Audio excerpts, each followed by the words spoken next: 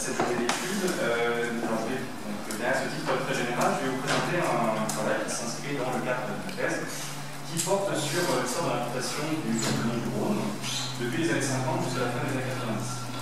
Je vais me concentrer, en fait, le plus important, c'est vraiment l'idée de bassin ici, et me concentrer justement sur la question qui a été évoquée auparavant des effets de l'industrie nucléaire sur l'eau, qui sont multiples, pour interroger justement les effets de l'alternance de 81 sur cette question et les continuités qui sont faites.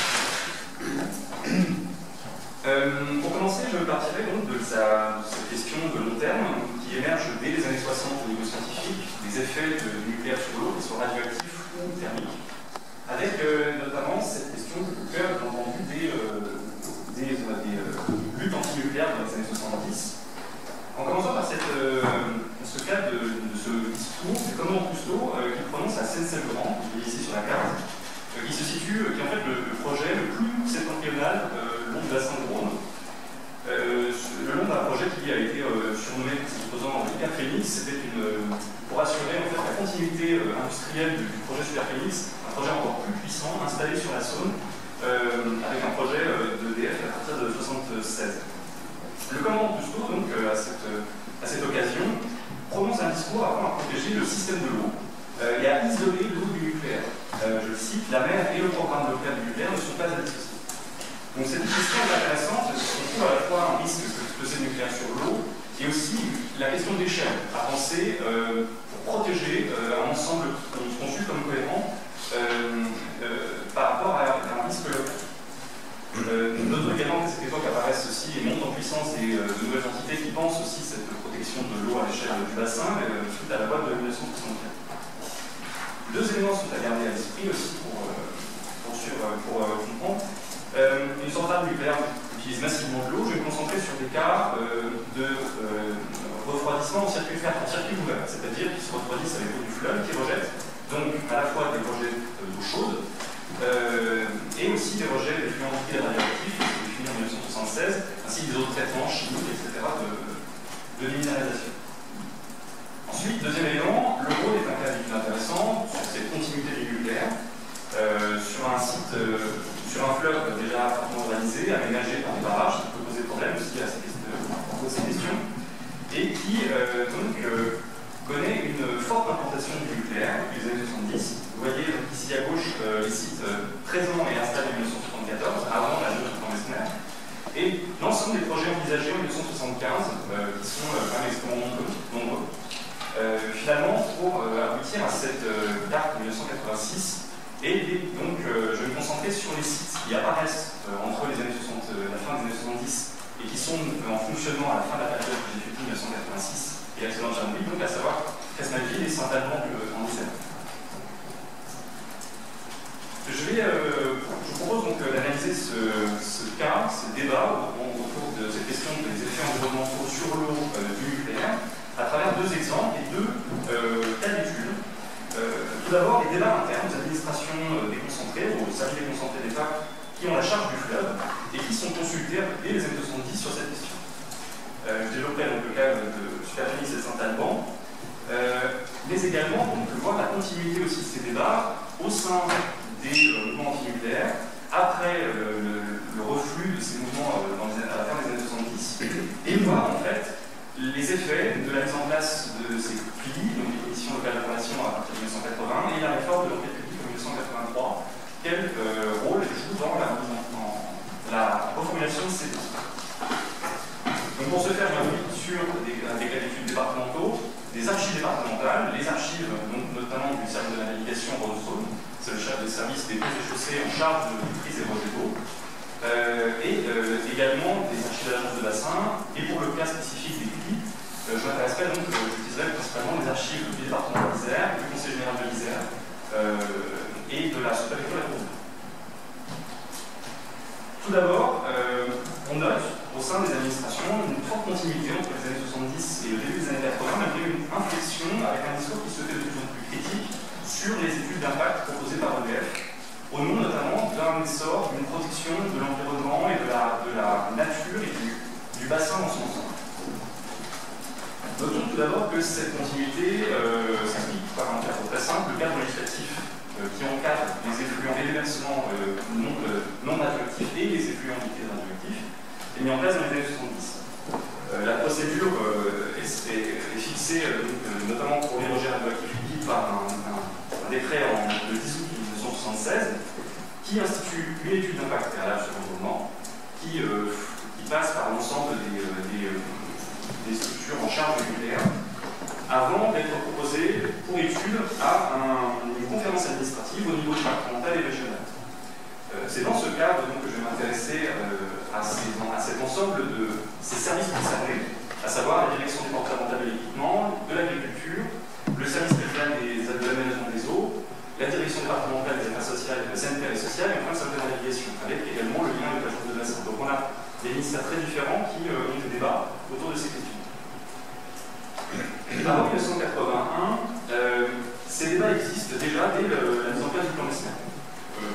Dès 1974, la mission déléguée de bassin du Rhône organise un groupe de travail pour justement penser ce risque de saturation du Rhône, à la fois thermique et aussi radioactif. L'idée est donc de profiter des conférences administratives pour avancer ces thématiques auprès des autorités et notamment auprès de l'EDF pour essayer de proposer des améliorations. Avant le tournant des années 80, la question qui s'y colle est surtout au centre des problèmes, c'est surtout la direction départementale de l'agriculture qui défend les intérêts qui s'y collent et qui vont la charge. On note qu'à cette période, certains services en fait, se déclarent totalement incompétents sur la question de la direction départementale de l'équipement de l'Ain, par exemple, à propos du budget, refuse de statuer. Mais dès cette époque, on a l'idée défendue par la Cour de bassin, une réflexion nécessaire à l'échelle générale, à l'échelle globale, et l'idée aussi de réfléchir aux synergies possibles avec d'autres pollutions existantes dans le bassin de l'eau. Ce qui est intéressant, c'est de voir que ces critiques, en fait, avec l'alternance, vont évoluer et vont surtout reprendre des thématiques des mouvements environnementalistes des années 70, avec de nouveaux services qui vont aussi s'organiser et développer un discours plus critique sur les études d'impact d'EDF. Tout d'abord, on assiste à une reprise du terme du mot de la mort du fleuve, de la thématique de la mort du fleuve, qui était une thématique importante des mouvements environnementalistes des années 70. Et si on étudie par exemple un cas spécifique de la température de rejet des eaux, on voit émerger un discours critique au nom d'une critique scientifique et aussi légale d'EDF.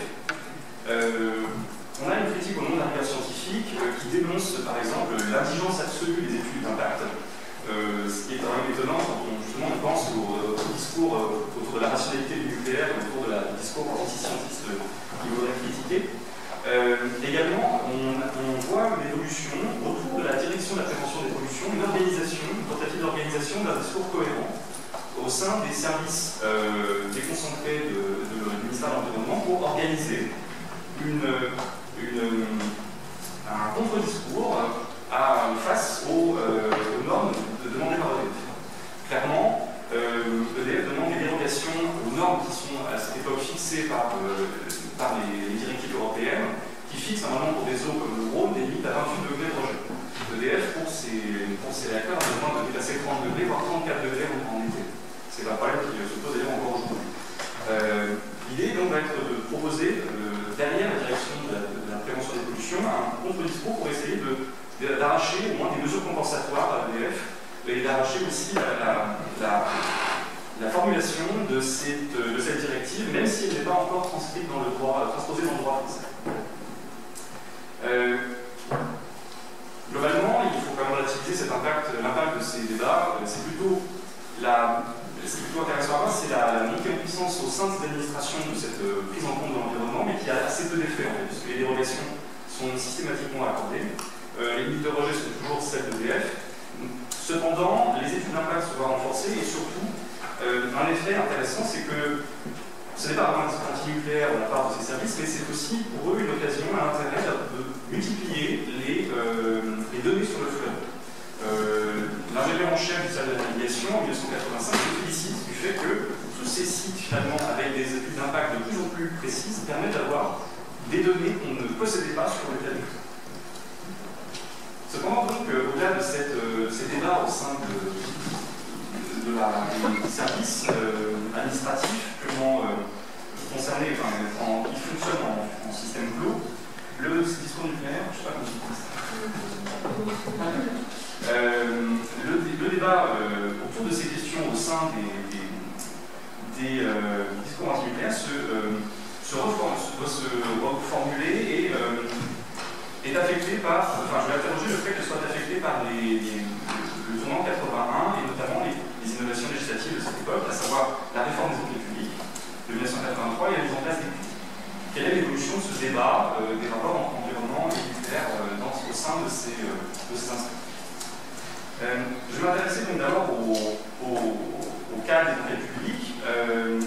Les registres d'enquête publique, donc, qui ont été déjà très fortement critiqués dans les années 70 pour la division, notamment le cadrage des problèmes, c'est-à-dire qu'on fait une enquête publique pour la création des sites, une enquête publique différente pour différents types de rejets, etc. Par exemple, les registres d'enquête publique de la fin des années 70 se plaignent de ne pas pouvoir parler de radioactivité dans le cadre d'une demande de rejet d'eau chaude. L'étude en fait de ces études, de ces enquêtes publiques concernant Saint-Alban et Superphénix à la fin de 84 et 85 montre le faible impact des voies Bouchardot sur ces enquêtes publiques qui concernent des dossiers qui sont déjà construits, en fait des centrales qui sont déjà construites. Pourtant, une circulaire du Premier ministre du 31 juillet 1982, le gouvernement renvoie, insiste pour améliorer la publicité des impacts publics et la procédure des enquêtes publiques déjà. L'idée est donc de faciliter l'accès au dossier et sur des zones plus longues. Ce qui est intéressant, c'est qu'on a vraiment une volonté affichée de la part notamment du ministère de l'Industrie de mettre en avant l'évolution de la transparence de ces enquêtes publiques. La Direction générale de l'industrie, à travers notamment le chef du service central de sûreté des installations nucléaires, Christian Torca, écrit au préfet de l'Isère en 1984 pour lui demander d'appliquer la loi Bouchardot, même si les décrets d'application ne sont pas encore parus. L'idée est vraiment de montrer que quelque chose est fait pour améliorer, pour démocratiser le débat autour de ces questions, notamment de protection de l'environnement. Des réponses cependant au sein des dossiers que vous consultez aux archives départementales de l'Isère montrent que rien n'a changé. Globalement, les critiques sont les mêmes. On parle de simulacre de démocratie. Les associations se plaignent du secret des analyses d'eau, qui sont prélevées notamment sur d'autres sites, et de l'accumulation des pollutions, encore une fois, et de la non prise en compte de l'amont et de l'aval dans ces questions qui restent en fait très localisées. S'agissant des CRI, leur création, donc, l'institution date de la circulaire du 15 décembre 1981, et elles sont pensées pour justement mieux informer les populations avec une définition extrêmement floue qui laisse une marge importante justement aux autorités départementales. L'initiative en regard aux conseils généraux, la composition est seulement indicative. Elle doit comporter 50% d'élus et doit rassembler des représentants syndicaux, des experts, des associations de défense de l'environnement. Et elles ont une double mission de suivi et d'information sur l'impact environnemental des centrales, qui est censée donc faire accepter justement ce risque du climat.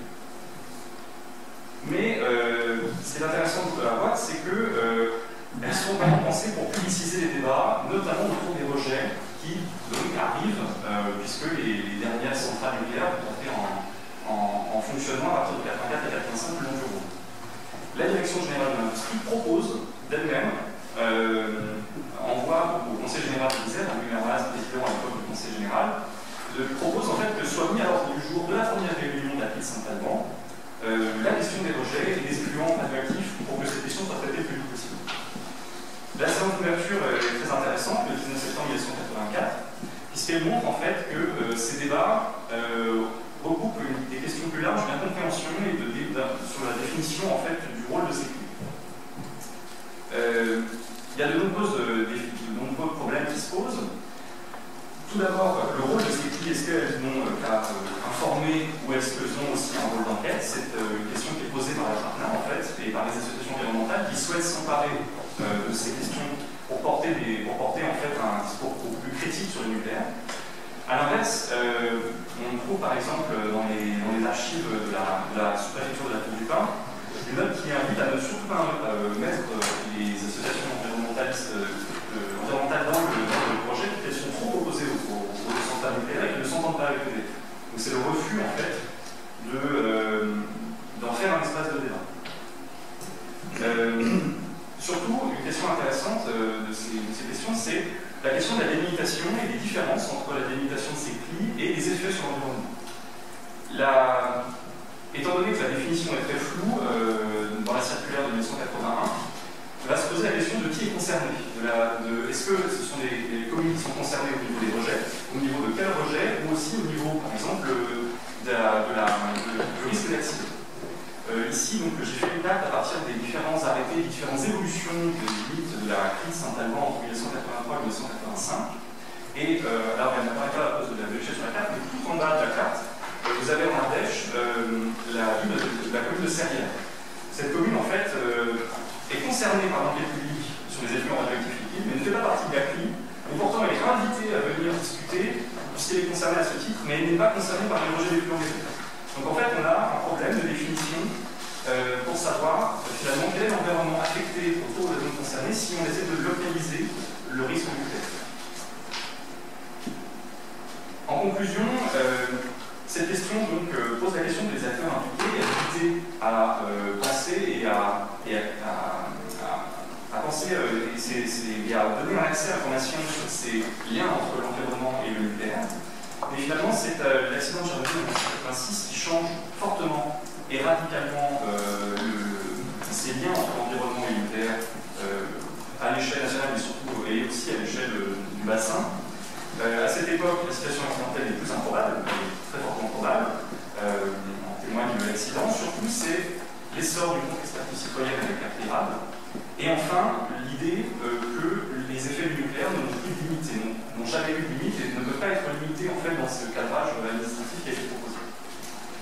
J'ai mis en finir donc pour montrer la différence d'accessibilité aussi de ces données, deux rapports de l'étude de la CLIRAD de 1990 sur Sopra-Phénix et de 1981 sur Avignon, l'une sur les sols et l'autre qui prend en compte aussi la question de